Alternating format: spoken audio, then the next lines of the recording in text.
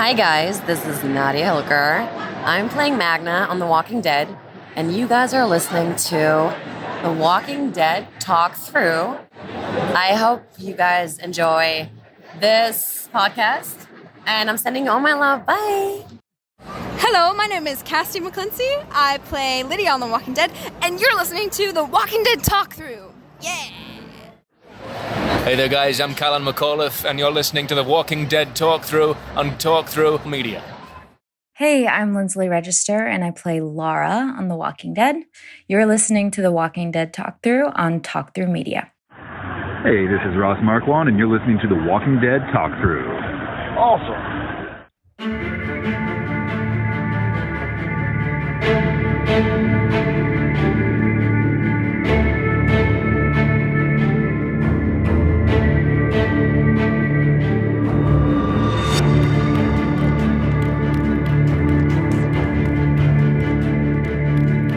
Hey survivors, welcome to episode 136 of The Walking Dead Talk Through. I'm Kyle. And I'm LT. Hey. I don't know why I do that every time, but it's just... Hey! Well... it's just fun. All right, well, we will be covering The Walking Dead Season 11, Episode 13, titled Warlords. But first, we did get some feedback for the last episode or slash podcast of Season 11, Episode 12, titled The Lucky Ones. And it comes from two of our favorites, Dieta and Renee. So I'm going to start with the Renee's because, and just, I'm putting out there that, like, Renee gave some... I had to edit it a little bit to cut it, to put it in the right places in the show. And then Dieta's, she missed the 3-minute mark and got cut off. So I kind of edited to kind of clean it up. So just so you guys know, it's like, everything is there. I just kind of spliced it around just to make it all fit. So let's start with Renee. Hi guys, this is Renee from Fairburn. The first thing I want to address is last week when someone said something about subtitles, and I watch everything with subtitles. I love medieval movie, the medieval times. I like Vikings and stuff like that. And a lot of the accent is so very strong that I have no choice but to, watch things with subtitles. But that's the norm for me, whether I'm watching a show, movie, does not matter. I'm using, my subtitle is on. That's why my husband does not like to watch shows with me, because he can't stand the subtitles. And then someone mentioned Max's glasses. I love her glasses. They're super cute to me. I wear glasses, and I have the big glasses like that. I like the geeky look. A lot of my family and friends, they call me, geeky, a little nerd, because I read all the time. And, I like shows like The Walking Dead, which to them they think is weird. Yeah, like I said, I like medieval.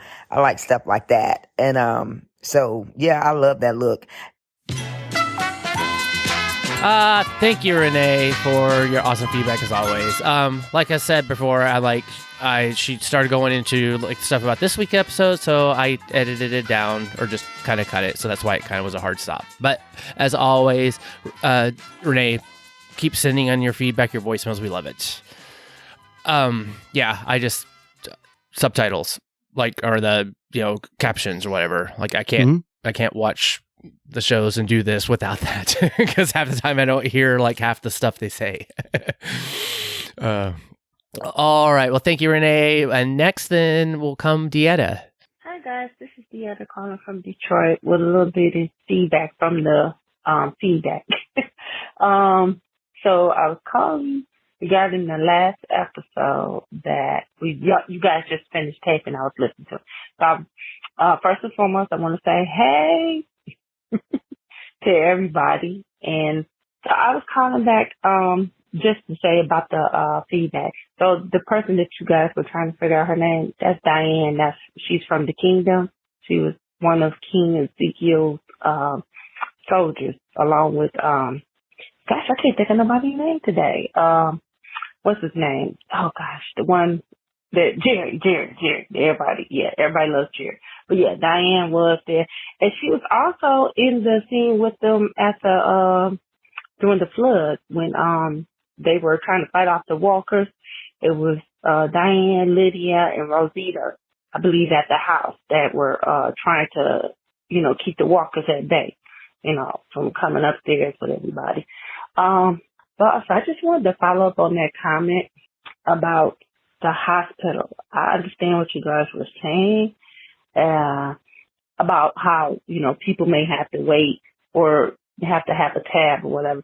But I guess I'm coming from the standpoint of like, and I guess I didn't realize that the Commonwealth never had to deal with the outside world. Because listening to the podcast, I just figured it out that they were already inside the walls, I guess, in the Commonwealth. I thought that they had built the community and built the walls like Deanna had in, where, I guess, when it happened. Because, I guess I'm trying to figure out, like, when did people just start building walls out the blue? Like, during the apocalypse, they know that this is coming, and just everybody just started, let's hurry up and build walls, let's build walls. I guess I'm assuming, like I said, that they came after, the apocalypse is, we need to start building walls and start trying to, protect ourselves. But anyway, so what I'm saying as far as the healthcare, that if somebody's having issues or like, you don't want out of control disease to take over your community. You definitely don't want somebody getting sick and because they're not up on the list or can afford to get the care. So I'm just trying to figure that out. To me, that was just a little, I think they should have just not had that in there because it doesn't make sense in the apocalypse. You don't want nobody to get sick because you don't want nobody to turn and start killing folks because they're sick and they can't get the care that they need. So I don't know. That's all I wanted to say about the hospital. Basically, or the line to get care thing. I just think that was kind of ludicrous to happen in the community that's supposedly surviving an apocalypse. But anyway, that was just my opinion on that. Like I said, I don't know where it cut off, so I'll probably repeat stuff. But anyway, what else I want to say about that episode? I think that was all I had to say. So yeah. Oh, Kyle, that was a beautiful picture. I kind of saw you posted right when I was thinking about calling in, and I just want to say, hey Renee, we holding it down here till you get back on line with us. But I love hearing, waiting on your feedback as always. Is on point. And I think that's it. Of course, hey Brian, hey LT, love everything. And oh gosh, LT. I love it when you were talking about the guns, how everybody just magically got extra bullets and shoot. And the point about I was wondering the same thing. Why they didn't tell her to stop? Why they shooting guns? Like, okay, y'all do know it's going to attract the dead and then you're going to have a whole swarm on you, but they just steady shoot. I was thinking the same thing when, so Maggie, you're not going to say nothing? Y'all just going to stand there and watch them shoot and wait for the dead to come? Because even when Hornsby did it with Aaron, and Aaron's like, are you okay? I was like, why you shoot? You know that's going to bring the walkers. I guess they feel so mighty that they don't have to worry about it or something. I can't believe you're that oblivious to the fact that sound attracts the dead. That they can't be in that bubble and just not know that. It doesn't even make sense. I don't care how, you still have to deal with the outside world, even though you put yourself in that bubble. Because what does she got all these so-called soldiers for if she really doesn't feel like the dead are a threat? But whatever. Yeah, I totally thought that was wild too. But that's it. I just wanted to say hey and let everybody hear my voice. Look forward to hearing the feedback. Love y'all. Bye. Thank you, Deanna. Awesome feedback. Glad to hear from you. Yay! Thank you so much. Yeah. Totally. The healthcare thing. It's just the Commonwealth. Why they have this like caste system or like this. They're trying to bring back the old ways of the world before the ZA, and so it didn't make very much sense that like wouldn't you want to protect your people, and then why are you making it like. I get we talked about it too, where it's like, there's resources. So maybe it's something along that lines, but if you can just get bumped on the list because you have some political connection, it doesn't make sense. Yeah. And along with what Dietta's saying, I think that this also goes to show how little exposure they've had to the actual harsh realities of the ZA in the same way that Alexandria, the Kingdom, and Hilltop and Oceanside have seen it, because they're not thinking about the fact that, if old Misery Schmuckatelli dies of pneumonia in her apartment, then she's going to come stumbling out and start biting people.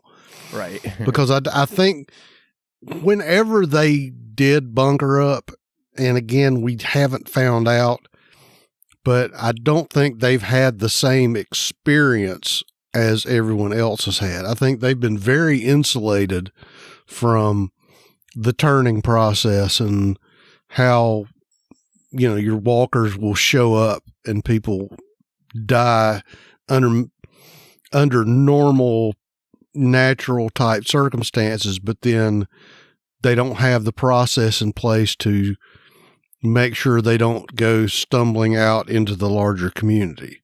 Yeah. So maybe it's your establishing the old order, but it's also showing a degree of naivete, I would say. Yeah, and I think we saw that a lot in this episode, or just kind of the views of like what they think of outside versus inside of the Commonwealth.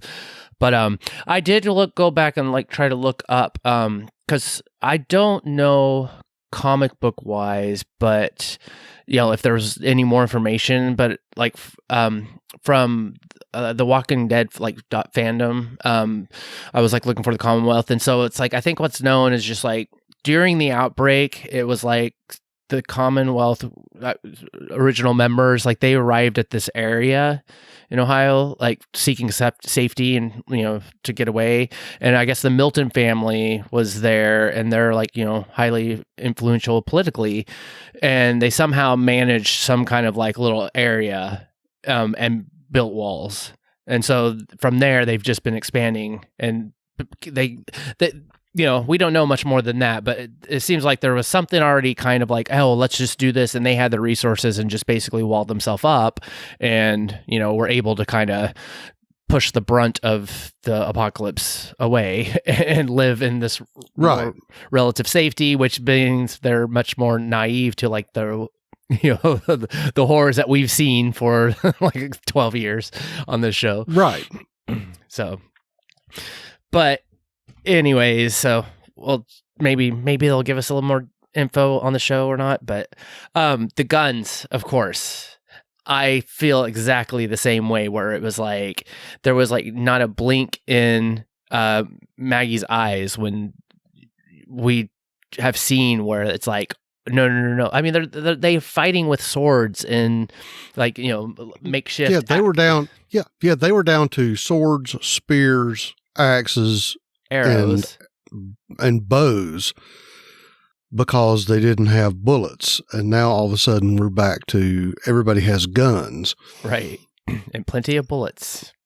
And I need to, in the spirit of total honesty, I was incorrect last week. He didn't shoot 6 times. He shot 7 times. So that's he has like. So I actually went back and counted, and he shot 7 times. So, kudos for me for getting more than 5, but I'll have to errata myself. But that's still like it wasn't enough, right, for that gun. It's true. So it's like they didn't show him reloading. That is also correct, sir. All right. Thank you so much, Dieta, as always. All right, well, let's get into this week's episode. All right, Season 11, Episode 13 was titled Warlords, written by James Barn and Erik Mountain, and directed by Loren Yaconelli, and the description was Maggie, Lydia, and Elijah help a stranger from another community. All right, well, I guess that goes into our ratings. LT, you want to take it off? I will, and I'm going to give this week's episode a 9.75. It's a bitch to take off. I'll give it a 9.2. Humpty Dumpty's kneeling on a wall. And I'll put a little cry face emoji there.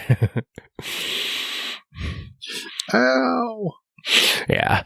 All right. Well, that is our rating. So let's get into the listeners' ratings. And this is what definitely, I think this episode really kind of hit the mark for a lot of you and as me as well. And our first listener's rating comes from Dieta from Detroit, and she says, "Yes, what a freaking episode. Now, this is the stuff we've been missing in The Walking Dead.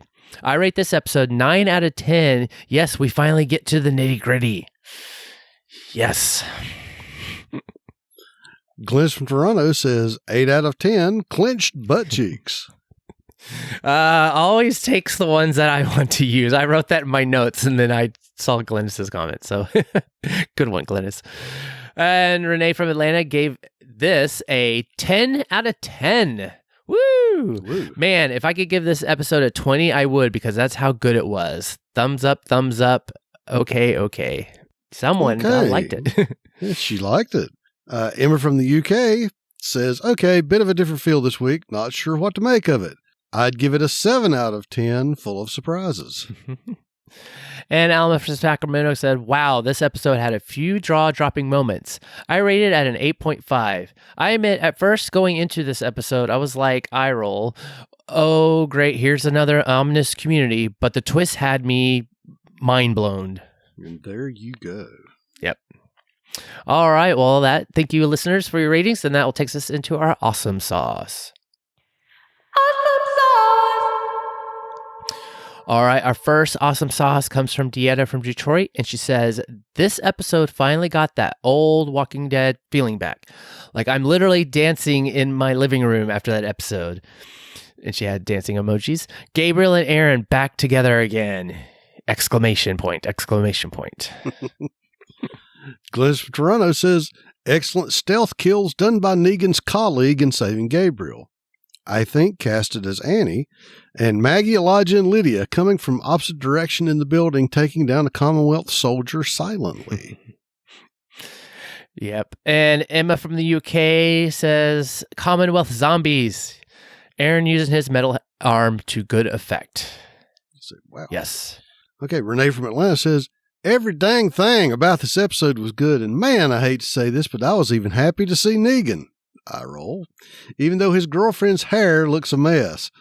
What's up with The Walking Dead and these tired-ass wigs? I roll. Michonne's fake-ass dreads didn't look that bad. Shrug.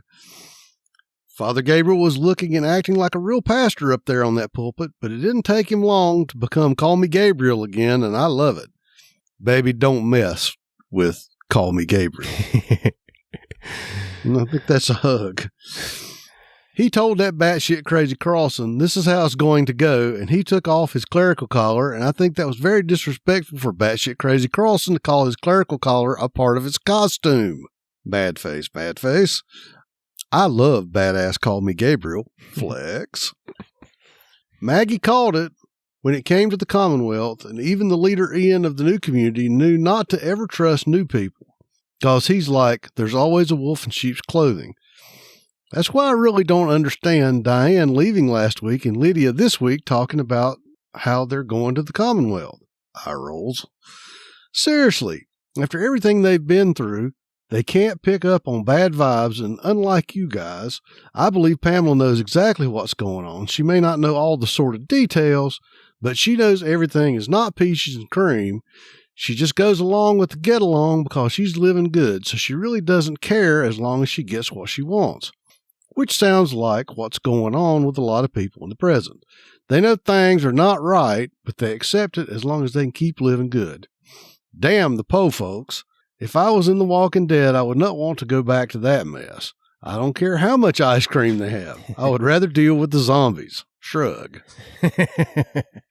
Oh, good. Well said.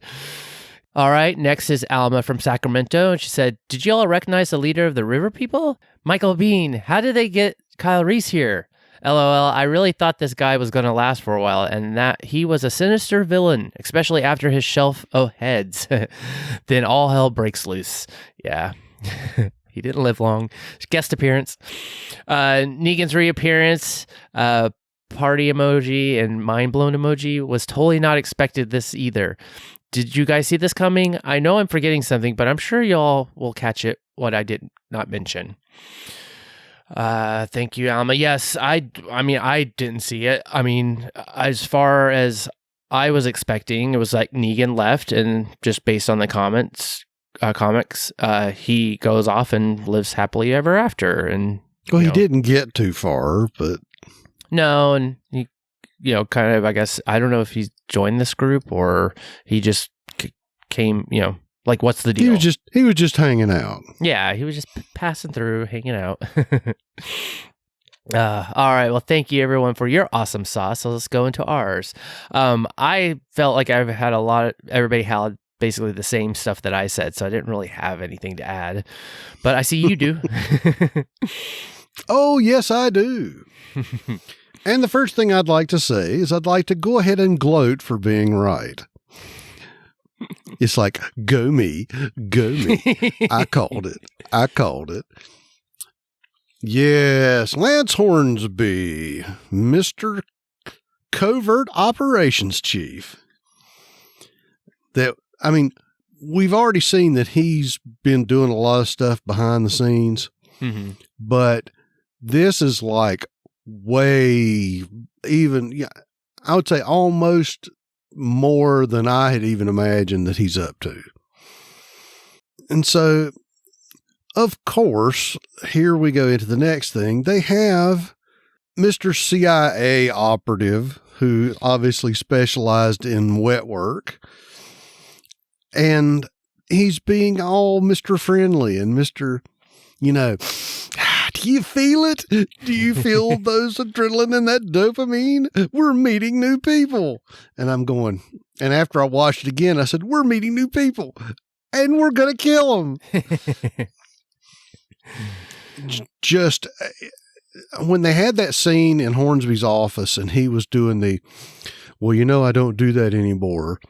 And I meditate and I grow flowers and I'm happy. And I was going, what happened to Mr. I meditate and grow flowers? Mr. Headshot boot people off the roof. Yeah, and I'll complain about him a little more later and some more sauce. But absolutely love his character. I mean, just other than the things I'm going to talk about later about him, just absolutely, he is the reason that people don't trust the Commonwealth. Because there's no way you can't tell me that some of these other communities that have run across Hornsby's little covert operation and things happening, word's going to get around that while they're putting on the big shiny face, that bad things come when the Commonwealth shows up. Mm-hmm. Yep. And I would like to just go ahead and say, Ross Marquand. I mean, absolutely killed it this week. There's something about the way he does the I'm pissed off and shocked face when things were going bad. And it was just that look on his face when he started shooting when, I'm going to call him the wrong name, but when Mr. CIA started shooting at Jesse after he was like, hey, this is our intern. He's learning the ropes. Oh, yeah. And then he's so willing to go, come back here, kid. Bang. And just the look on Aaron's face, I was going, dude. I've always liked Aaron's character. I definitely love Ross Marquand as an actor, and especially the fact that he is such a I'll go ahead and say he's such a super funny, nice guy to meet when I met him at Carolina Horror Fest. Just absolutely made me happy. And especially after that one scene when they killed the zombie troopers and you see him running down the road going, hey, Maggie, hey. Yeah. And I said, and I was thinking to myself, wouldn't you have felt stupid if it was like not who you expected? But this week I got to have awesome sauce for, just like Renee said, it was great to see Gabriel back in church, because it's not that he's just preaching again, but he's preaching with the experiences he's gotten over being out in the wilds. So I would say that he would definitely be able to take care of any issues that some of his Commonwealth parishioners would have, because it's like, look, you're not trying to be, nobody from Terminus is trying to eat you. You're not being overrun by whisperers. So, the fact that you and Peggy Sue are mad at each other, we can work this out. Yep. And I have to go there. One of my absolute favorite actors, just like Alma said, Michael Biehn. I mean, we got to have Johnny Ringo. We got to have, Kyle Reese. We got to have Corporal Hicks in The Walking Dead. And, well, of course, and you guys know me so well, I'm going to complain about that later, and I'll save it for then. But it was great to see another prominent action star actor get to be in The Walking Dead, even though it was kind of short. Yeah.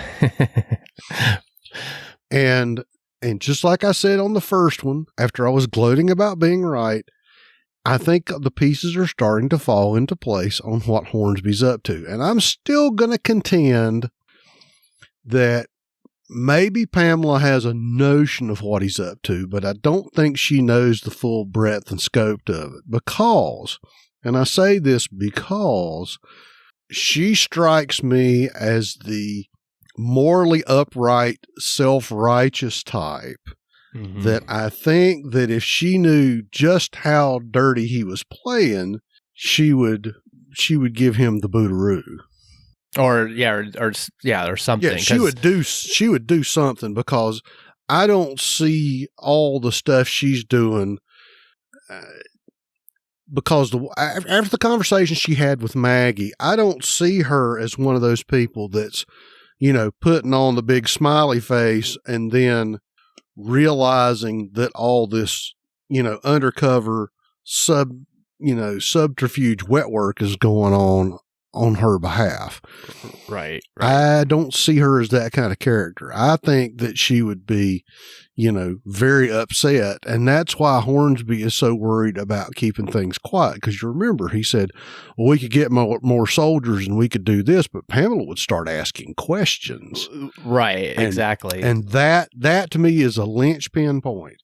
Is as long as he can do stuff and kind of shuffle the numbers and play with available things and say, well, we had to go out in the South, the South 40 and clear some walkers. So that's why I asked for that extra platoon of troops. Not I was going out to, reinforce my position in the illicit drug trade. Right. So I think Hornsby he's got a lot of balls in the air. He's juggling a lot. And I think his end goal is he's hoping that this will win him some more power and authority with Governor Milton there.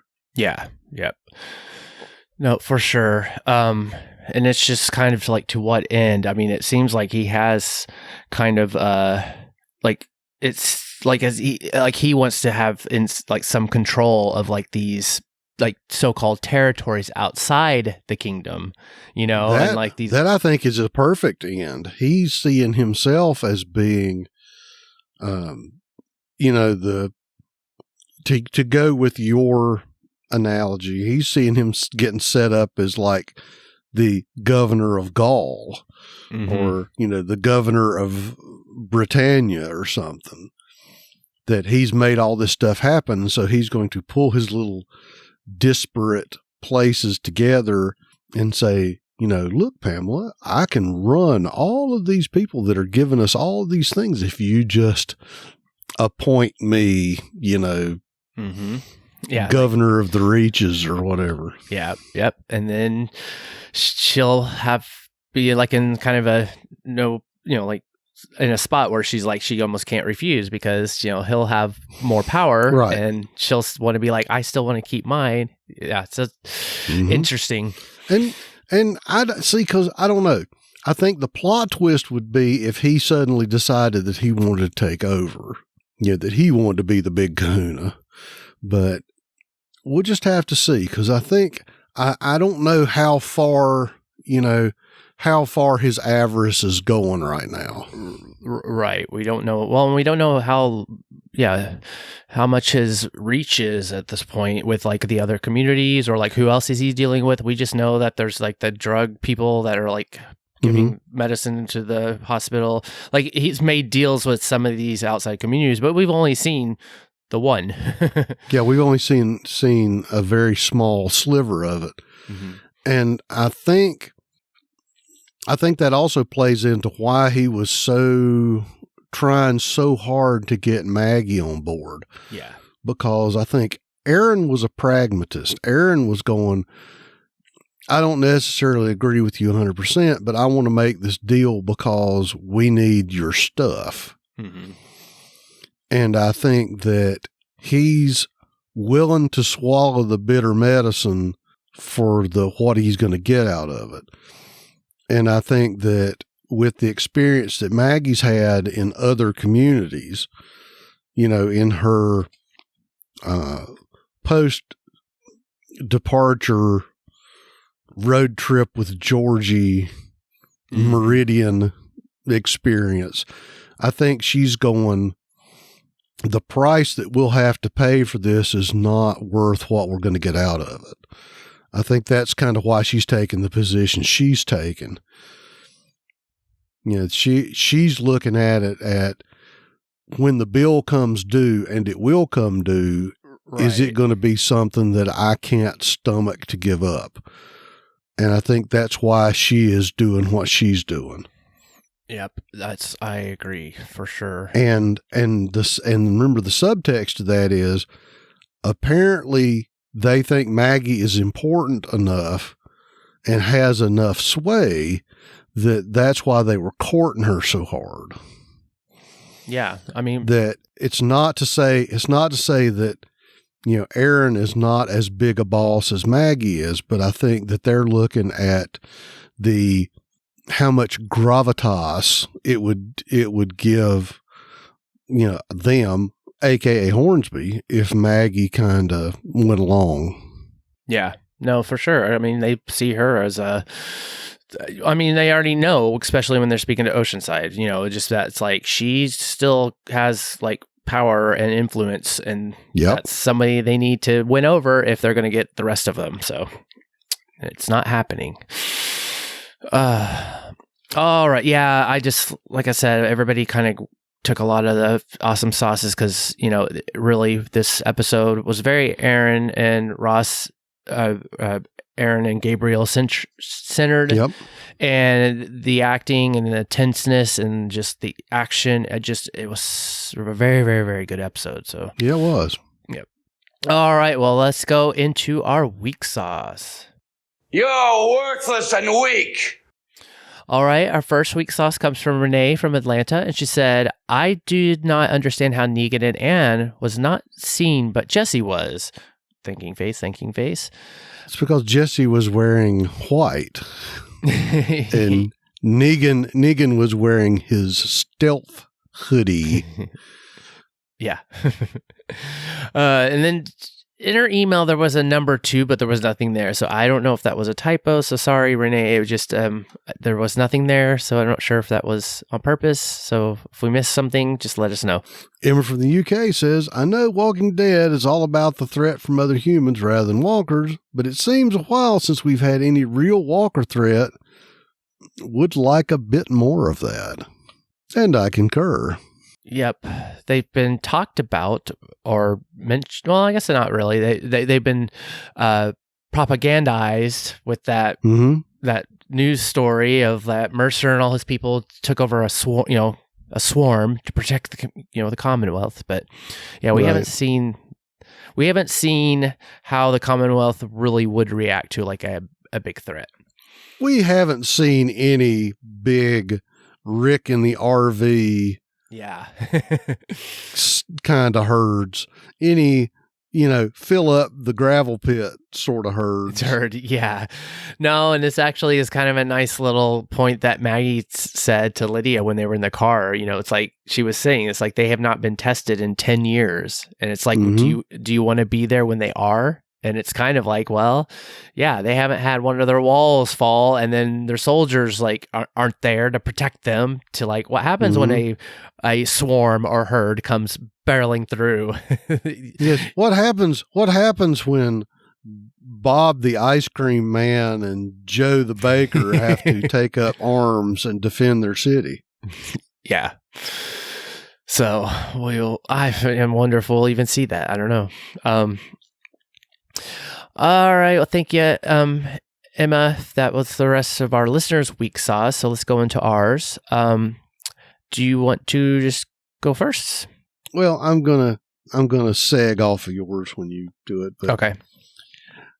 To quote my favorite fedora-hatted archaeologist, cannibals. Why is it always cannibals?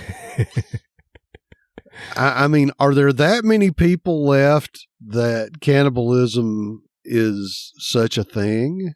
Are we that hungry that we're, eating the one resource that can actually help us fight and build shelter? And yeah, that was my thing, is that just how many cannibals are there? Yeah, because I mean, it's one thing to think in the terms of like, oh yeah, if you have like no resources and you're like, what the movies we've seen or whatever, like, oh, we're stuck on the top of Mount Everest and like we can't get down and we don't have, or we're in a lifeboat in the middle of the Pacific Ocean. You're right, and and Bosun Smedley is starting to get sort of sick, and I think he's going to drop off, and he's looking kind of tasty. I can totally understand that. Yeah. However, I just don't, I don't know. I guess I keep thinking that human taboos would still, prevent that sort of exigency. Yeah. Like, yeah. Especially when you're like, you can still walk through a forest and find something to eat, or even if you're eating leaves or bark, or, There are still obviously little furry animals about. No, right. Yeah. And at this point, at 10 years, it's like, if you haven't learned how to hunt, then how are, it's kind of, or at least try to kill something, but. Yeah. Or if you haven't figured out how to hunt or fish or do something like that, then. Yeah, obviously you've got a lot more MREs than we gave you credit. Right, which those don't even last that long. And I did like that. It's like when Aaron was going, cannibals? Why would we be cannibals? We have MREs. Yeah. Yeah. And I realized there's probably somebody out there going, well, I don't know. I think I'd rather be a cannibal than eat MREs all the time. But anyway. So let's talk about, again, back to our CIA buddy. I can't say in my experience, but it's always been my belief that the reason that you have two people and you toss one of them off the roof is to get the non-tosser to talk. I just think that tossing people off the roof willy-nilly is just mean. Yeah. It's just sadistic. And I'm sure that once fear rolls around, we'll get to see Strand tossing a few people off the roofs. Yep. It seems suddenly the roof toss has become a staple of the Walking Dead writers' room. Well, they did do it in Fear in season 3 off the dam. Well, that's true. So, I mean, it's kind of like, but again, it's, I mean, I guess if anything, it just showed how brutal and how crazy that he was, because it was kind of like you started hearing all the people just falling. It wasn't like he was even caring to find any answers. And that's what, like I said, another one of the points that I made earlier was on rewatch. The first time I said, this guy's nuts. And when I watched it a second and a third time, I went, yeah, buddy. I don't care how much he was meditating and growing flowers. He's he's been in the business a little too long and likes it a little too much, because it sort of gave me the impression that it's not his first rodeo with Hornsby either. Right. So, and I think my final weak sauce is that, is it just me, or are the Commonwealth troopies sort of growing into the white armor, like derpy stormtroopers the further this goes along? Yeah, yes. I mean, they just look like it, and it's like, well, now they're acting like it. It's like the guy, especially my thing of the guy that got shanked in the lobby of the apartment building, the guy that's holding Gabriel. Yeah. It's like, Squitch, hey. But,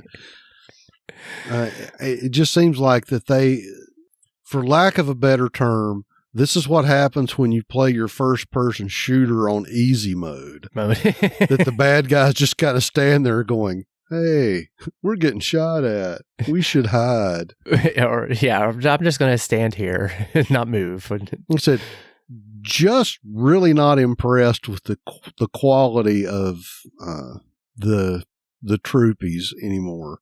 That maybe that's why they're so excited to get Rosita and Daryl to join. Maybe. It's like, yay, we have somebody who can shoot and fight and can survive. That's a good point. It's maybe so. I don't know. It just seemed like that they're sort of doing the I'm clueless to my environment and not paying attention to anything. And I'm going to wail all over that when we get to What's All. Okay. All right. Cause I kind of agree with that. It's anyways. Well, I just only I put this in the weak sauce was because I was putting my fear cap on. And again, it was like, why is it that some people drive cars and so they have fuel, but then other times it's like the horse and buggy. And then like Maggie takes off in her truck when they're going to go find go to that, help those people or whatever. And but it was like, okay, what did the Commonwealth give Maggie gas for her truck? And then it makes me like, how are they making it? And we saw Mercer, his crew had the truck when Connie and Kelly were hanging out with them, a few episodes ago.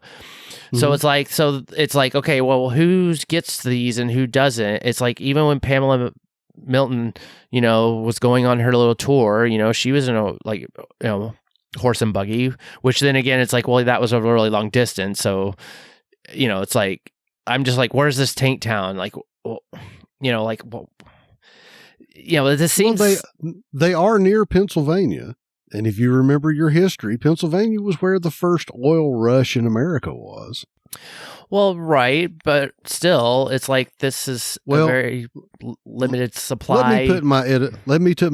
Yes, it is. Let me put my editorial prepper hat on and say, I would bet, based off of the first scene when we saw the Commonwealth show up at Alexandria, and they unloaded 2 large barrels that said ethanol. Ah. So supposition A is that all the vehicles have been converted to run on alcohol, which is a distinct possibility. Or B, one of the things that I found out about is you can make a passable biodiesel by using soybeans. There's a way you can do a cold press process to render the oil from soybeans and make it into a passable diesel fuel. However, with that said, the vehicle that we saw was not a diesel. Yeah. So unless we're going to play fuel tank shenanigans like we did in Fear, where Morgan pulls the Apocalypinto out and goes, well, I drained some diesel fuel from the submarine. And I was going, Morgan, they never made a diesel Pinto. There is no such thing as a diesel Pinto.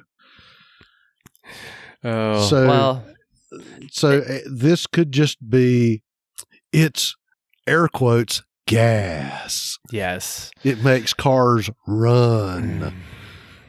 Oh, and it's just so convenient. Like they have it when they need it. So it's like, of course, like that's the only thing that kind of was like, I just thought was weak. It was like, okay, here's Maggie, like getting a letter getting the thing from the kid. I forgot his name already. On the horseback, but it's like, I just feel it's like it kind of breaks the whole like, okay, like you're like trying to rebuild your like hilltop, and then it's like, oh, and you just would happen to get gas, and then you have a truck and you're driving how far away, and you're not going to think that like, oh, I'm only going to have half a tank. Well, I'm going to be screamy and shouty about this a little more later. Okay, but, good. But it's. I think that while we're here in the what's, perhaps it's just to highlight the difference between the haves and the have-nots. Mm. That we're going, well, we'll send him out with horses because since nobody else has vehicles like us, we don't want them to think we're putting on airs and trying to play all superior right yet. So we're going to just use horses because, practically speaking, horses can graze for their food if there is underbrush and grass to be eaten, and they tend to not need the sort of intensive maintenance that a vehicle would. But I'm still firmly in your camp that it's like, perhaps it was back to some of our other fear points, is that in order to maintain the speed of the plot in certain points, yeah, we needed to have a vehicle. Yep. Because I think that long interrogative between Lydia and Maggie in the truck would have been a little bit different had they both been, riding down the road like on a horseback. Their horses. Yeah. Yep. Good point. True. It kind of, anyways, it's kind of the same with fear where it's like there I'm kind of like already at the point where I'm like, okay, well, yeah, it's like you just suspend disbelief, just like whatever. It's just that's what it is. They need it for the, to make the plot go, with the whole atomic thing. But then in this show, it just kind of still is like, wait, no, that seems to be like, you shouldn't be doing that. But well, all the times before in the main show when I've said, oh, obviously all their cars are made by Apple because if something happens, they brick and you can't use them again. Right. And since the show is titled The Walking Dead and not The Driving Dead, we have to get them walking as soon as possible. So any vehicle is automatically going to die before any members of the party do. But it just seems like that for this and your point that we had to get Maggie and her crew to link up with Aaron and Gabriel quickly. So let's just say that the Commonwealth gave Maggie enough fuel for her truck that she could drive. Convenient. All right. Well, that was it for the weak sauce. So let's go into our what sauce. What? All right, our first listener's what sauce comes from Emma from the UK, and she says, Maggie leaving Herschel again? Just difficult to understand in such dangerous times how she could do that. Well, I guess he's got people there, though, and that's another thing. I don't know, like, she left. Yeah, but, that's always Renee's point. How could you leave your young'uns? Yeah. And I absolutely agree with you. Yeah, and the other thing that kind of struck me too was like, Hilltop is in rebuilding mode. Lydia's like, saying, I'm going to leave. And they had Elijah and then Marco, I think maybe, on the, standing guard. But really, we didn't see anybody else. So it's kind of like, how many people are at the Hilltop? There were one or two wandering extras in the background. And that while it's like, I didn't quite catch that on those scenes, but still, again, it's not like we know that they have like 50 people or. It's not like there's a buttload of people in Hilltop. Right.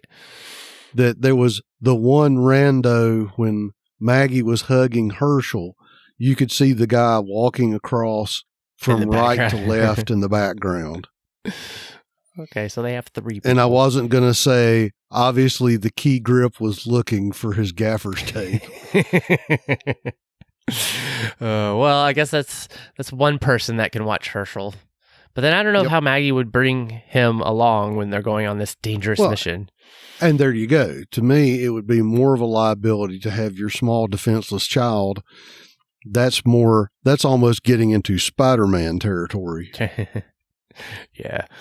Well, anyways, still they're leaving their kids. Yep. And okay, she continues on. She said, Carlson, what an asshole, and yet more evidence of the dark side of the Commonwealth. Clearly, Pamela Milton doesn't know half of what Lance is up to. I hope we get to see what she did when she finds out his true colors. We shall see. We shall. Negan, he's back. He has been living with these people? Question mark. Well, good question. I don't know. So how did Maggie and company get into the complex? Negan and crew can't get out, but they got in without being seen? I can't work that one out. Well, it's obvious that Negan left the back door open whenever he ran out to give Jesse the map. Yeah.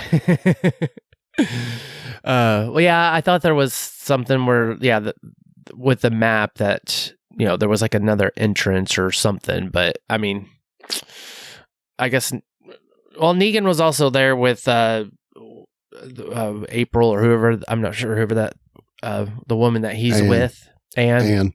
Okay, with Anne, and they were inside, but they were there with the other, people live that from the building. So it's kind of like, he can't get out, but he was trying, I guess, come up with a plan or something like that. All right. Well, thank you, Emma. Okay. Well, Renee from Atlanta says, finally, Lancey boy has shown his true colors. I really believe it was never any weapons to begin with. And if they were, he had stolen them and acted like somebody else did. It didn't take Carlson long to get back in the swing of things. I mean, he started killing and drinking real quick, which is truly sad that he was clean for 4 years and he just fell off the wagon that quick, which makes me think that his job and drinking go hand in hand. He drinks when he becomes the boogeyman, and alcohol helps suppress his feelings, if and when he starts feeling guilty. I think that's why he said he was all Zen, because that helps him to keep them demons away, whereas before it was the drinking that helps. But whatever the case, he's a full-fledged psychomaniac again. And she finishes up, says, Negan was definitely the last person I was expecting to see. Yep, he's crazy. Yep. All right, next is Alma from Sacramento. She said, CIA covert shenanigans from Hornsby and his guy. I was mind blown, emoji, totally not expecting this. I mean, dude was killing innocent people like nothing. Yeah, Yes, he was. It definitely seemed like Carlson obviously did this before for like the Commonwealth. Somehow, they got out of it because he was there. He was kind of turning into the Aaron of the Commonwealth, where he was like going and like looking for people, like either like, going through the process of like who they let in, who they do not, let out, and like was working with Aaron, and it was going good. But then here we come. Lance is like, hey, I need you to go back to the way you did things, and it pushed him over the edge. And he is, I think that was kind of his MO back in the day that we just haven't seen. That it's just like the scorch and burn kind of method. Yep. All right. Well, thank you everyone for your What Sauce. Let's go into ours. LT. And we'll start off with Carlson. We've already talked about it, but to me, isn't it oddly convenient that there is a former CIA covert operative living in the Commonwealth and that Hornsby finds him and gets him to go back to doing what he used to do? Yeah, I agree that he's definitely got some character issues.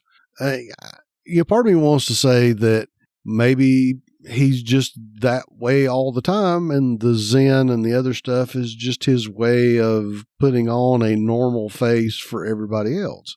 Maybe he really is a truly conflicted character who didn't want to do this, but he's good at it, so he starts doing it anyway because that's what he knows how to do. And we've already said that the Commonwealth loves bringing up what you used to do for a living, so it stands to reason that if he was an operator who was, knocking off dictators in hostile governments for the CIA, that he'd be doing the same thing for the Commonwealth. Yep. The thing that I noticed is he really struck me, and this is going to be, I don't know if it's a deep cut or not, but he really reminds me of Gary Oldman's character from the movie The Professional, the one that had Natalie Portman as a very young girl and that French guy that was in Mission Impossible.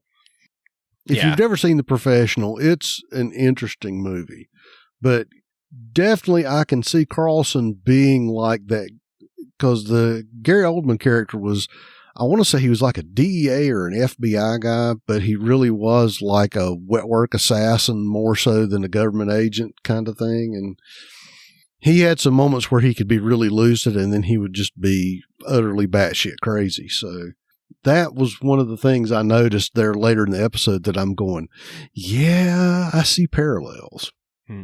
So I have to put my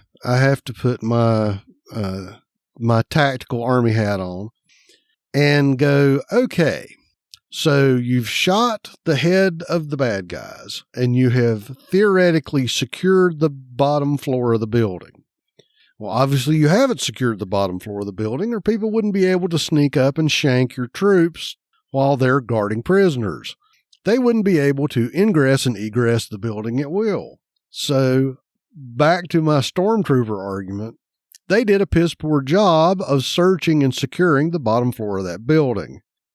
If this was the plan, if the whole plan was Carlson was going to go in, make contact with the leader, and they were going to start killing people, the first thing that I would do, if it was me, is I would search every square inch of that bottom floor of that building, find out where all the stairwells were, where all the doors were, and I would post up security teams on points of ingress and egress so that if the point is you're trying to get the people in the building to surrender, that they couldn't slip away unknown, or they couldn't slip back in once they had slipped out. Negan, I'm looking at you. And just for the general security of my guys, so that nobody can sneak around through a door that should have been obviously guarded and somebody should have been paying attention to and shank somebody. Just saying. I just think that if you're just standing in the lobby and saying, yep, we've secured the building, you're in trouble. If you don't have enough bodies to search and actually physically secure the bottom of the building, then you go outside. Yeah. You go outside, because outside, hopefully, it's clear, so nobody can sneak up on you, and you can watch the building and not worry about having somebody putting the sneak on you and stabbing you in the neck, so you die horribly in a heap. And since we were talking about vehicles, Kyle, I'll see your gas and I'll raise you about 3. Okay. The problematic thing that I see at this point in the apocalypse is AutoZone is not open. Right. The thing that a lot of people don't realize about a car is a car has a lot of parts, a lot of things that move. Cars have a lot of things that are made out of rubber, which after about 10, 12 years of sitting outside and not moving, rubber gets old, rubber gets hard, rubber cracks, rubber breaks. If you leave a car parked in one position for too long, the sidewalls of the tires will begin to degrade. So you kind of see where we're going with all this. Yep. Is that, okay, great. You've got, I've got 60 gallons of ethanol and my truck will run ethanol.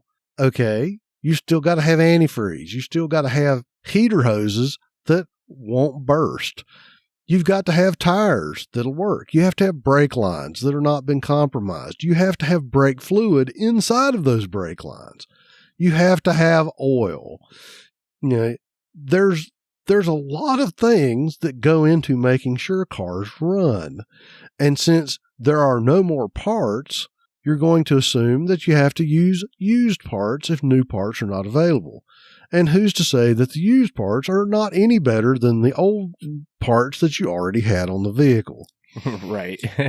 And then you need lots of tools in order to take old parts off of vehicles and put new parts on. So just the chain of logistics to support a vehicle is making me scratch my head because, as we've already said, they were down to the point where they were, turning old vehicles into buggies. Right. They were taking scrap metal and making it into pointy, pokey objects. So how can you maintain a vehicle in a running state with limited, parts and things that make cars go? Because they can, or they have. Because the plot says they can. Right. And this is almost the anti-argument to my other one about the good old days when they got a flat tire and suddenly they can't use the vehicle. Well, we don't care that it's been so long and there's so many possible things that would make it impossible in a practical real world sense to make this car go.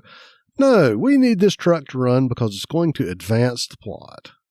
And just to crawl back on my soapbox for a second, yes, I know you're going to say, but LT, you gave the show such a high rating this week. Well, I'm not saying these took off from that so much. I'm just making a few points because these are some things that just stuck out to me, but didn't obviously harsh my mellow enough to make me vote, really come down on the show. Yeah. It's just things that I notice when I watch TV shows. Yeah. No, it's very true. But I mean, yeah, I feel like, we do that with Fear a lot, where it's just like, okay, it's about the story. That's what, we're watching at, that's why we're watching, and it's the story. But yeah, we could totally pick away, be like, okay, yeah, that makes no sense. They can't do that, whatever, but the difference between this and things that they've done on Fear is that some of the things they've done on this are just like, gentle face palms. Mm-hmm. It's like, you and point. It's like that, face palm. Fear is more like head desk. Oh my God, they did it again. Yeah. And just think, Kyle, we're not going to get a break. No, we're not. We're going to get to go right into Fear after this. Yes. Yeah, Fear basically just doesn't give a crap anymore. They're just they're going to do it. And so it's kind of like, well, it's the difference between I'm a fantasy show about a zombie apocalypse and, I'm a cartoon show with real people about the zombie apocalypse. Right. All right. Well, I guess then if that is it for What Sauce, then let's go into our sad and aw sauce. Aww. And first comes from Dieta from Detroit, and she says, I see someone has heart eyes, and she says heart eyes emoji, for Lydia. Elijah and Lydia equal a Lydia for the ship. There's something there. But always don't fall in love in the zombie apocalypse. Mm-mm. And so our next bit of sad sauce is from Renee from Atlanta, who says, Jesse died before we could even get to know him. Oh. And the Psycho Carlson was just pushing people over the building like it was nothing. I sure do wish Rick Grimes or Michonne was here to take him out, but maybe Aaron will. And I must say, Aaron is looking mighty fine. She has the little hearty face emoji. Yep. And I'll say, yes, he is. All right. Next is Emma from the UK, and she says, Lydia admitting that she would like a different life, a quieter, calmer one. Not sure she's going to get that anytime soon, and definitely not with the Commonwealth. She might. In the future, depending. Yeah. All right. Thank you, everyone, for your sass and awesauce. So let's go into ours. I just Carl's like actually it is sad. It's shocking. Carlson and those people being shoved off the roof to their death, and that of course is sad, but it was very sad because it was so brutal.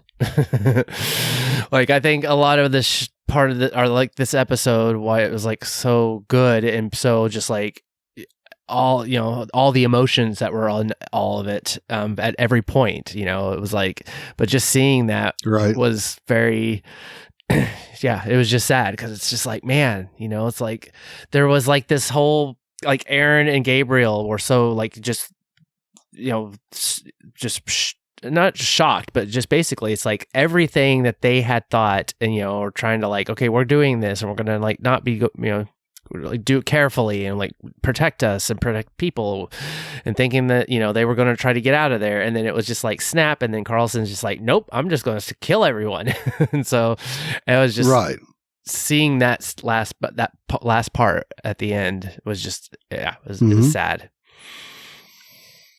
And well, for my sad and all sauce, I said once again, The Walking Dead kills another Terminator alumnus. They gave us Robert Patrick for only a short period of time, and they killed him. Yep. And they gave us Michael Biehn for a short time, and they killed him. Yeah, they tend to like to now do that because we know half of our people are not going to die now. Right. Well, and they brought it up on The Talking Dead. It's like, Linda Hamilton, if your agent is asking you to be on The Walking Dead, don't accept. Yeah. You will not last long. Well, now, granted,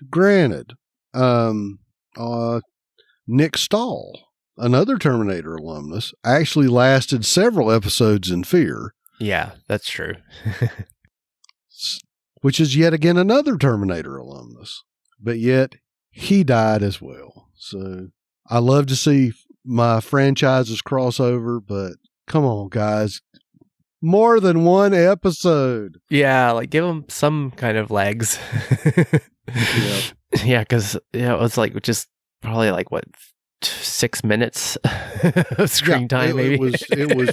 Well, I'd say maybe 10, but still, it's. Yeah. Oh, sad. It's like, yay! I get to be on The Walking Dead. Boo! I just got killed. Oh well, they got paid. Hey, and that's what counts. Yep. All right. Well, that was it for our sad and aw sauce. So that takes us into our feedback. We can talk about it. Done talking. Time to listen. All right. Well, okay. Renee, this is the other part of her voicemail.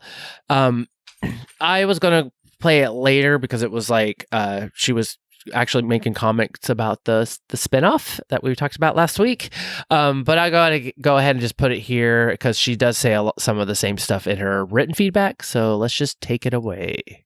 And LT, I just had to call in. I didn't want to write. I had to call in personally and to tell you that when I saw Negan this week, I did not. I was not as upset. Negan, he is somewhat redeeming himself. I feel like if he joined this new group and they were saying that it was a religious group, if he went to God and he asked God to forgive him, who am I? I have to forgive him as well. The Bible says that once you go to God and, ask for forgiveness, it's put in a sea of forgetfulness. It's washed away. So, but for as him and Maggie doing a show together, I mean, if they did it whereas Maggie was to join this new group with Negan and his girlfriend, because I think that's his girlfriend because they have chemistry, something is going on with them because it seemed like they had some type of chemistry to me. and him and Maggie was to go away and help them, I can, see something like that happening. But them just putting Negan and Maggie together and sending them off to New York, no, I wouldn't be able to get behind that, because I feel like for me, if someone was to kill my husband in cold blood like that, I would never be able to forgive them. I would never be able to forget. But if they came to some type of mutual understanding that they were going to save someone or do something, but not just them two by themselves, then I can get behind that. But I just wanted to I wanted to call in and say that Negan, I wasn't as upset when I saw Negan. And, I have did things. We all have did things, and we had to ask for forgiveness. Of course, I never did the things that Negan did, but I have did some things, and the Bible says sin is sin. It's no greater and it's no less. So, but yeah, I just wanted to call in and say, I digress. Negan is beginning to I'm beginning to kind of lean towards him a little bit. I don't think I'll ever be fully a Negan fan, but he's beginning to redeem himself, and him going in and helping Father Gabriel. So yeah, I like that. Okay, I just wanted to call in. And Brian, okay, yeah, I have been meaning to mention you a couple of for the past couple of times I called in. We miss you, Brian. Where have you been? I know they said that you were moving and everything, but come on. It's time to come back home. It's time for us to hear your voice. And, I just wanted to call in, let you guys know. I love you. Bye. Thank you, Renee, as always. Love your voicemail. But, so there's a little turnaround, which is nice to hear. But I was going to just go into her written feedback because she did say some of the similar stuff. So let's just get to that and then we'll discuss any comments. Okay, so she goes on with her written feedback and she said, I really did enjoy this episode. This is what I miss about The Walking Dead. I love when they get all stealthy. It was mind-boggling. The twists and turns had me all over the place. And I just hope this is how it goes, it's going from now on. I want action after action, but I must say that even though everyone is holding their own, I'm always thinking that if that would have been Rick and Michonne, it would have been much better. Well, agreed. I must say, and I really hate to say it, but if Negan and his new folks were to link up with Maggie and go to New York, I will watch the spinoff. But she has to keep the same energy of not liking Negan. They cannot act as if what happened to Glenn is behind them, because that wouldn't be plausible to me. But if they found some sort of common ground, I can see that. I like Negan's new group because they remind me of the Nomads, which reminds me of Vikings, and I love that era.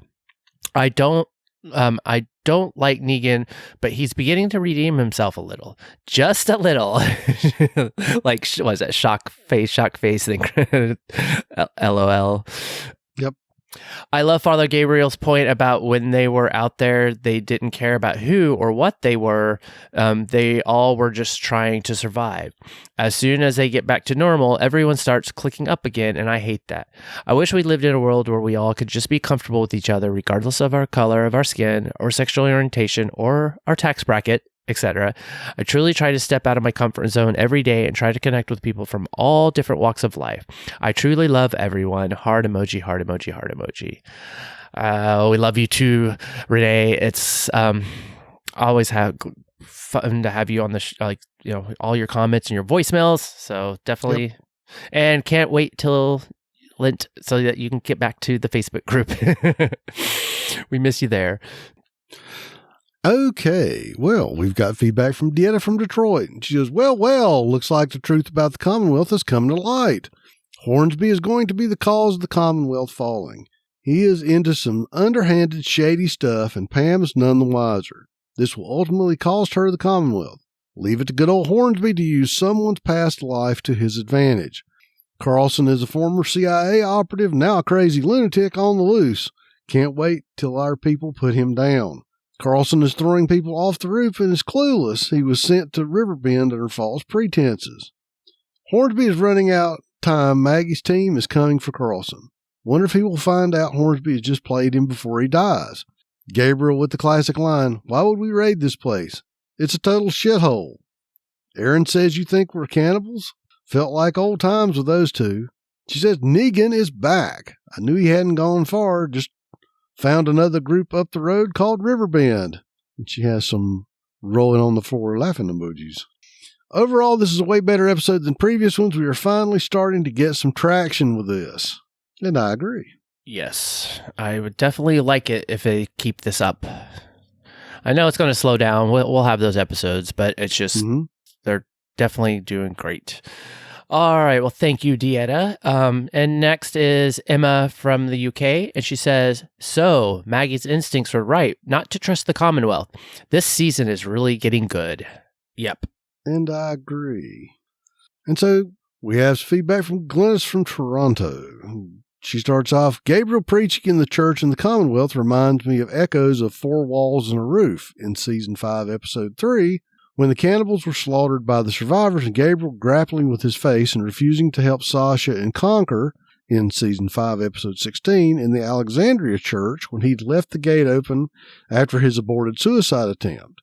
And also with Rick Grimes' speech in the Alexandria Church in Not Tomorrow Yet in Season 6, Episode 12, his head haloed by the church window, looking like the avenging angel rallying the troops against the saviors.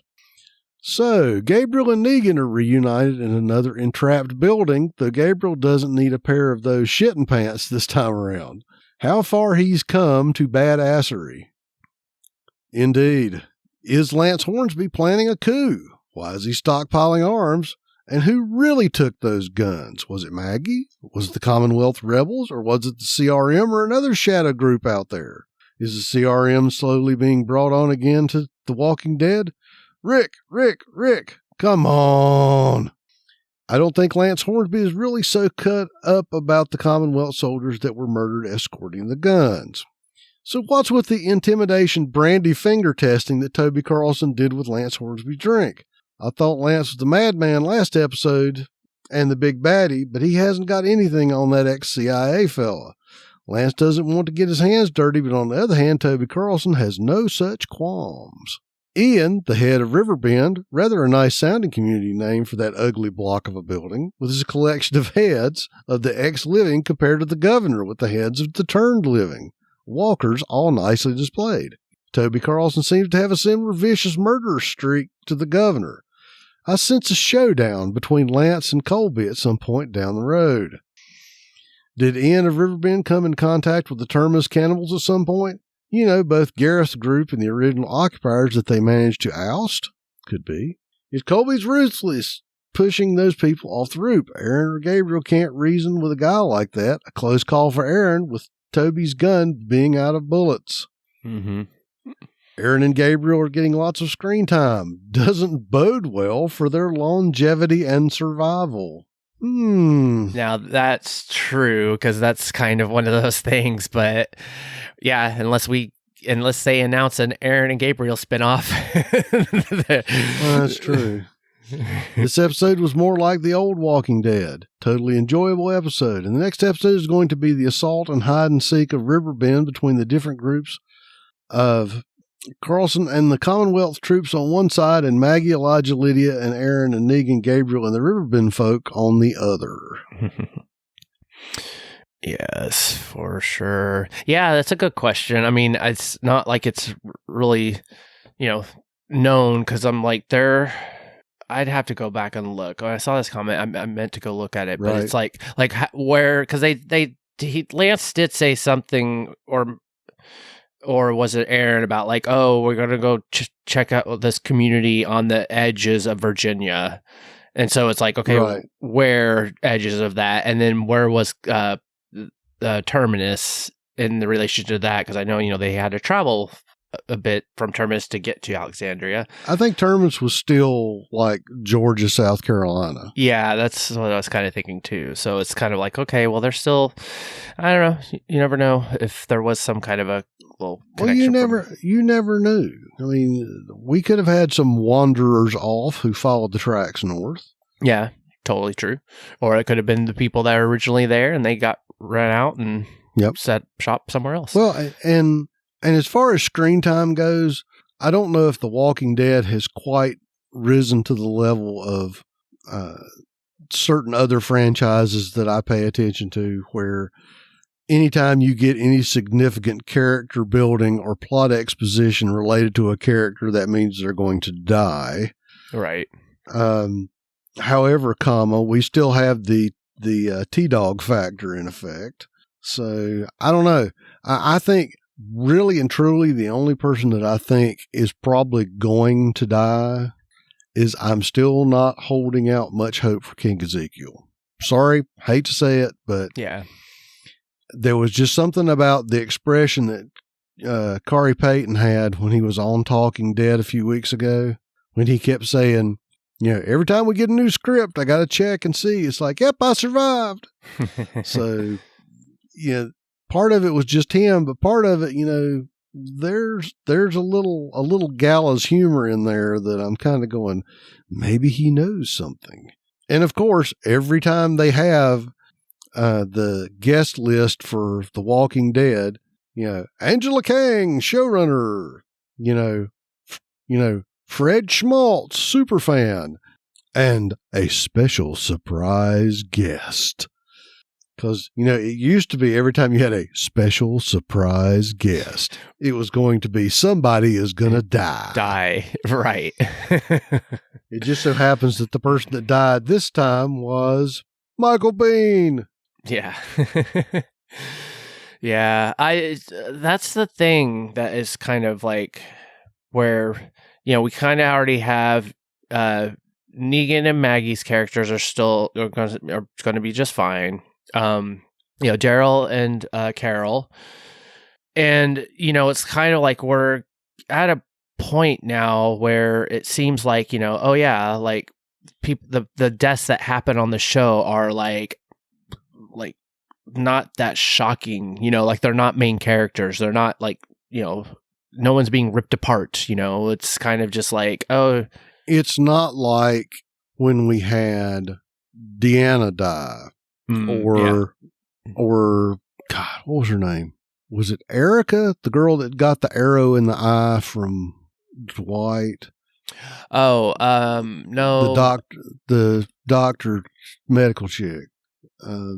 Anyway, we're down to the point where, like you said, we're running out of main characters to kill, and we know the ones that have a degree of plot armor because they're getting a spinoff. Right.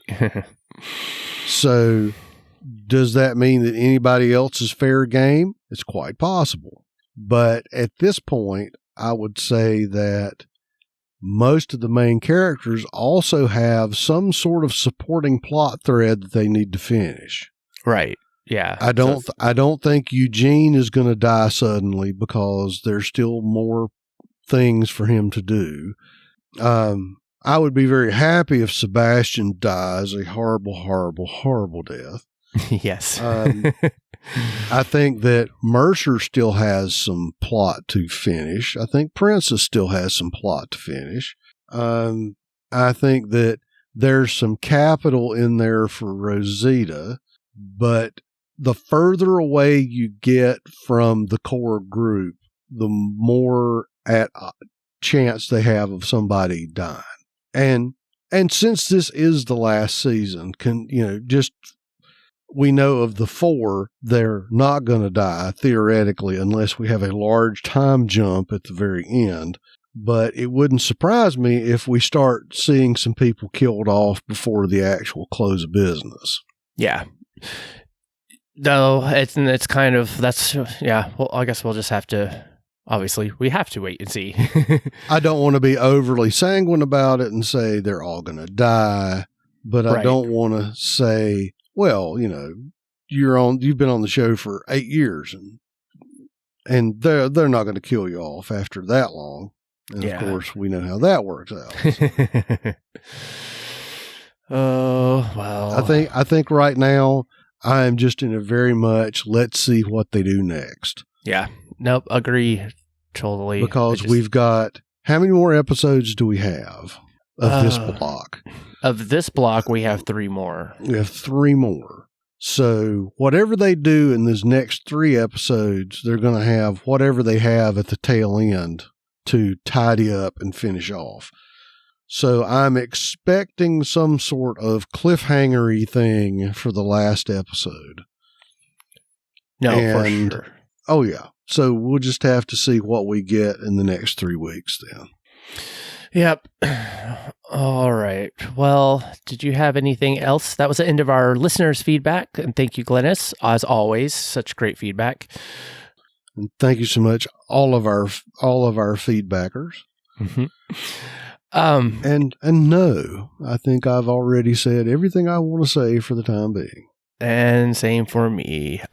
Just a great episode. That's all I can say. It's like I hope it keeps going. All right. Well, then that's it for our feedback. So then let's go into our news, ratings, and info. There's a couple weird stories on the news. All right, some good news in the ratings department. Season 11, episode 13 of The Walking Dead actually was up quite a bit. It got a 0.45 in the 1849 with 1.789 million viewers. It got a 0.63 in the 25-54 and a 0.98 in the 50+.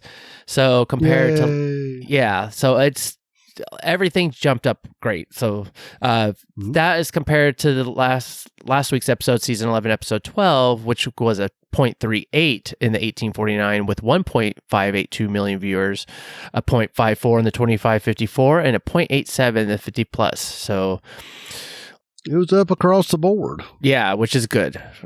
And this was a great episode. So maybe we'll see some ratings increases. Well, The Talking Dead also got a little bump too. So it was a season 11, episode 13, got a 0.18 in the 1849 with 701,000 viewers. So I'm not sure how the ratings little system works because it's like, and I didn't put up the numbers for the, like the 25-54 and 8 point or in the 50+, but it's like it got a higher rating, but it was showing that it had less viewers. But well, if Brian would hear, he would say, well, Kyle, if it's not in the top 20, I think top 50 or top 25, they only break it down by the prime demographic and they don't do the others.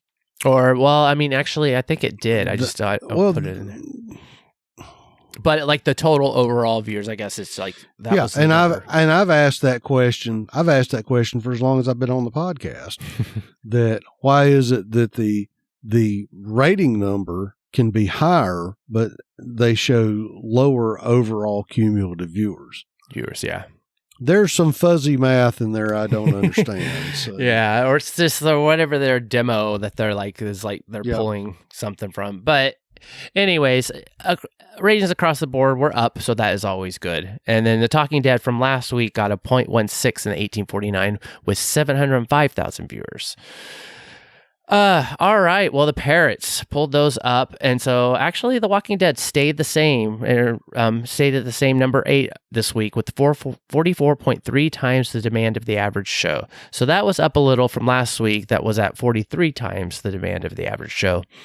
So it's holding steady, which is nice.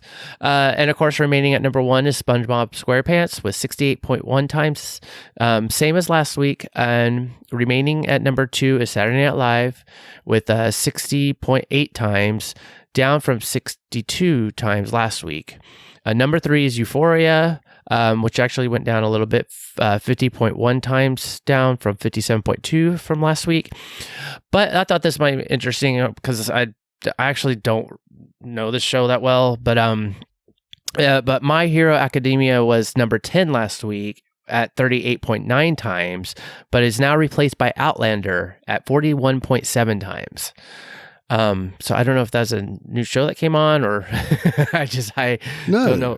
Outlander's been out for a while. It's based on a series of books, got some time travel and some romance, and it's very Scottish. So. Well, it took over the number 10 spot, so knocking off My Hero Academia. All right, well, that is it for the ratings. Now we have some special good news coming up. Yay, news, yay. Guess what is finally coming after over a year? What, Kyle? What? The sub show is coming. The sub show, yay! Woo! Finally. Titled Dead in the Water. Wait a minute. Thanks, AMC. Oh, thank you so much for finally doing it. But yes, Dead in the Water is what it's called, and it is coming this week. It is a special that will take a closer look at the submarine, the USS Pennsylvania, before the events in Season 6 of Fear the Walking Dead. Nick Stahl will return as his role as Riley, who was a weapons officer on the submarine before becoming one of Teddy Maddox's minions. It's the spin-off series will take viewers back to an eve of the outbreak as the Pennsylvania's crew began to turn with no explanation. Walkers who run the sub as Riley, who recently became a father, must figure out how to survive. So the thing is, it's the release date is coming up. So it's going to air on AMC Plus on April 10th. So that's a Thursday. So this is ahead of the 7B premiere on AMC on April 17th. The first 2 episodes of 7B will be on. I'm reading from the article, so it's the first 2 episodes of season 7B will be available on AMC Plus on April 17th, with subsequent episodes airing 1 week in advance. So they're going to put 2 episodes out of Fear on the 17th on AMC Plus.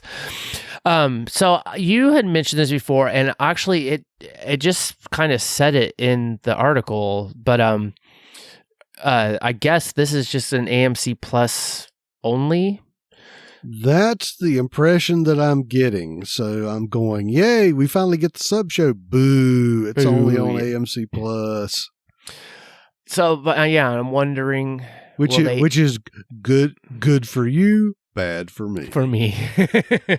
Well, but it makes me think though that it will come to AMC like they did with the what was it, I forgot what they called it, the Red Machete. No, where they did those episodes that were... was it like Flight 402 or whatever it was for Fear? Yeah. Well, those came up. Those were on the web, though, so they didn't air, but they were free. Well, but they did show them on TV eventually. No, actually, and they showed them in between the commercials, and they showed each little... That's how they were doing it. Right, but they did eventually show it. Yeah. I'm hoping that AMC will decide to show this on regular TV. Yes. So if you do have AMC Plus, you're lucky. It will come out on April 10th. But hopefully, yeah, they release it so if you don't have to pay for it, you can just watch it. But still, good news. We're finally getting that. Finally. Yes. All right. Well, that was it that I had for news. Nothing new really that I've seen for Walking Dead related, but Fear is almost here. So well, I'm not sure if it was another trailer, but I think they've released a second trailer for Fear that was Sans Madison, but I don't know if it was the same one. I don't think it was the same one. But they're really pushing the whole Alicia Strand thing. Yeah, I mean, I have to look. I didn't see. I thought maybe I did see something pop up on Twitter or somewhere. But well, whatever the case is, they are definitely putting out the promos, trying to get us to jump on the bandwagon. So I will be excited to see what happens. Yep, I will too. Well, and from the last trailer, I'll have to look for this other one. But yeah, it's like there seems to be a lot of action, and there's a lot of new looking places, and the war is on, but then of course the Madison angle, it's like, what's that going to be? And there was talk about Padre, so like, is Madison a part of Padre? I don't know. Anyways, I guess we only have a few more weeks to wait. That is correct. All right, well, that's all I have for news. So LT, you want to tell people how to interact with us? I will. We want to encourage you to follow us on Twitter and Instagram. That's at Walking Dead TTM. To submit your theories and feedback, most people post in our designated episode thread in our Facebook group. That's facebook.com/groups/WalkingDeadTTM. You can send us email. That's walkingdead@talkthroughmedia.com. If you'd like to use our feedback forum, you can go to our website at talkthroughmedia.com/feedback. If you'd like to impress us with your dulcet tones and leave us a voicemail, you can call area code 216-232-6146. And remember, it cuts off at about the 3-minute mark, so plan accordingly. All of our new episodes are on YouTube. Just search for Talk Through Media and remember to subscribe and click that bell to get notified when we have new videos.